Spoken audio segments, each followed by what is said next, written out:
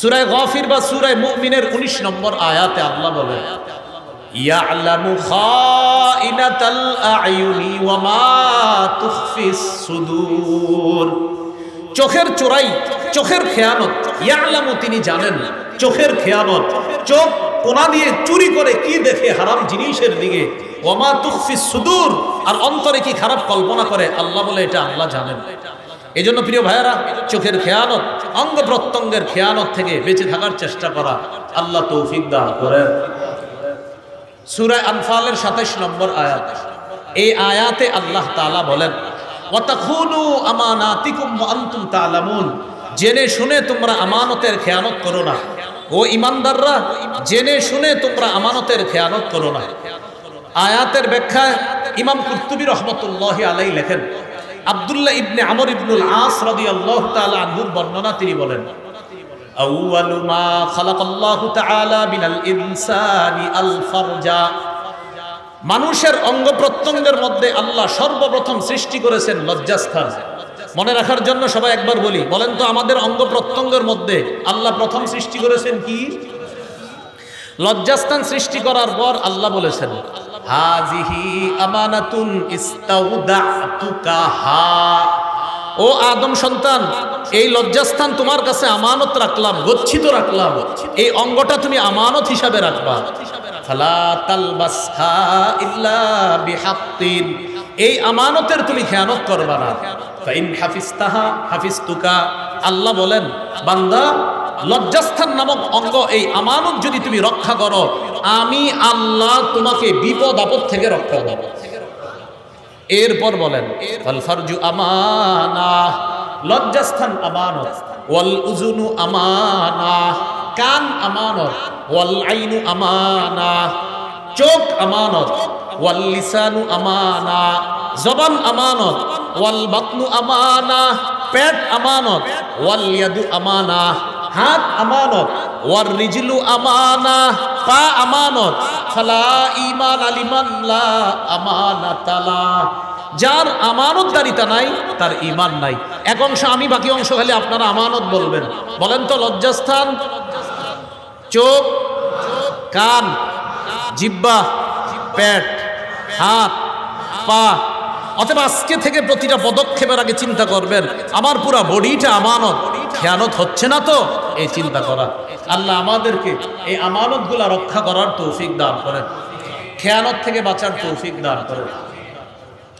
ওয়াদা ভঙ্গ করা বড় ধরনের খেয়ানত, ও খেয়ানতের একটা।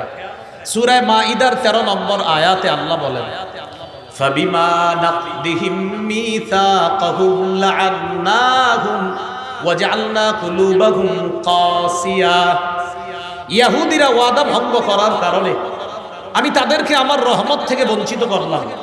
লাআন্নাহুম এর শাব্দিক অর্থ হলো আমি আল্লাহ তাদেরকে অভিসম্পাত করলাম। আল্লাহ অভিশাপ করার অর্থ হলো রহমত থেকে বঞ্চিত করা। আল্লাহ বলেন তারা ওয়াদা ভঙ্গ করার কারণে আমি তাদেরকে আমার রহমত থেকে বঞ্চিত করলাম। ওয়াজআলনা কুলুবাহুম কাসিয়া, আমি আল্লাহ তাদের অন্তরগুলা শক্ত করে দিলাম। ইউহাররিফুনাল কালিমা আম মাওয়াদিহি ওয়া নাসু হাজ্জাম মিম্মা যুক্কিরু বিহি, ইহুদিরা তাওরাতের সঠিক বিষয়গুলা আপন জায়গা থেকে সরায়া দেয়। তারা তাওরাতের সঠিক বিষয়গুলা আপন জায়গা থেকে সরায়া তারা বিকৃত করে দেয়। আল্লাহ বলেন এই বিকৃত করাটা এটা ওয়াদা খেলাফ করা। এই জন্য আমি আল্লাহ তাদেরকে রহমত থেকে বঞ্চিত করলাম। ওয়ানাসু হাজ্জাম মিম্মা যুক্কিরু বিহি, তাদেরকে যেই উপদেশ দেওয়া হয়েছে এই উপদেশ তারা ভুলে যাওয়ার কারণে আমি আল্লাহ তাদেরকে অভিসম্পাত করলাম, তাদেরকে রহমত থেকে বঞ্চিত করলাম। বর্তমানে আমাদের মুসলমানদের ধর্মীয় গ্রন্থের নাম কোরআন। এই কোরআনের অপব্যাখ্যা হয়, এই কোরআনের অপব্যাখ্যা সংসদের মতো পবিত্র জায়গায় দাঁড়ায়ও করা হয়। সেখানে দাঁড়ায় নিজের পক্ষে সাফাই গাওয়ার জন্য বলে আমার সন্তান আহলে কিতাব কি বিয়ে করছে। আহলে কিতাব একটা বিষয় আছে, কিন্তু আহলে কিতাব কি জিনিস এটা তো বুঝতে হবে আলেমদের থেকে। সংসদের মতো পবিত্র জায়গায় দাঁড়ায়া আহলে কিতাব শব্দটা বইলা, বাক্য বইলা সরাসরি কোরআনের অপব্যাখ্যা করে। আল্লাহ বলেন ইহুদিরা তাওরাত বিকৃত করার কারণে আমি তাদেরকে রহমত থেকে বঞ্চিত করলাম। মুসলমানদের মধ্যেও কিছু মুসলমান শুধুমাত্র নিজের ভয়ঙ্কর একটা চরিত্রকে প্রতিষ্ঠিত করার জন্য প্রয়োজনে কোরআনও যদি বিকৃত করতে হয়, কোরআন বিকৃত করতেও ইতস্তবোধ করে না, শুধু নিজের খারাপ অবস্থা টিকিয়ে রাখার। এটা অন্যায়।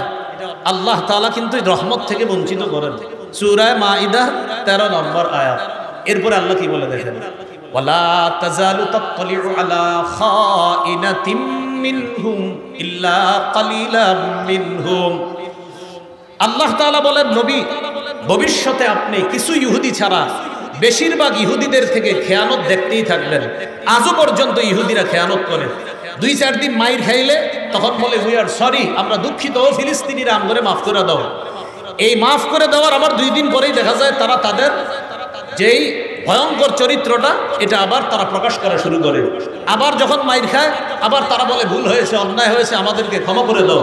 তো আল্লাহ বলে দিয়েছেন, নবী ইহুদিদের খেয়ানত আপনি ভবিষ্যতে দেখতেই থাকবেন, আপনি দেখতেই থাকবেন। এটা আল্লাহ নবীকে বলছে। আর আমরা যারা শেষ উম্মত, আমরাও এখনো দেখতেছি ইহুদিরা প্রতিনিয়ত ওয়াদা ভঙ্গ করে যাচ্ছে। হঠাৎ একটা ওয়াদা করে, এই ওয়াদা আবার তারা ভঙ্গ করে। শান্তি চুক্তির ওয়াদা করে, আবার এই ওয়াদা তারা ভঙ্গ করে। এই ওয়াদা ভঙ্গ যে করবে তারা, এটা আল্লাহ বলে দিছে যে এটা তারা করতেই থাকবে। কবে?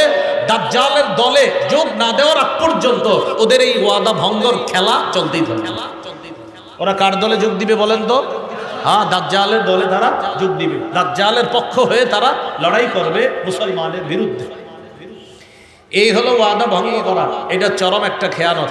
আল্লাহ আমাদের সকল মুমিন যারা ওয়াদা রক্ষা করার তৌফিক দান করেন।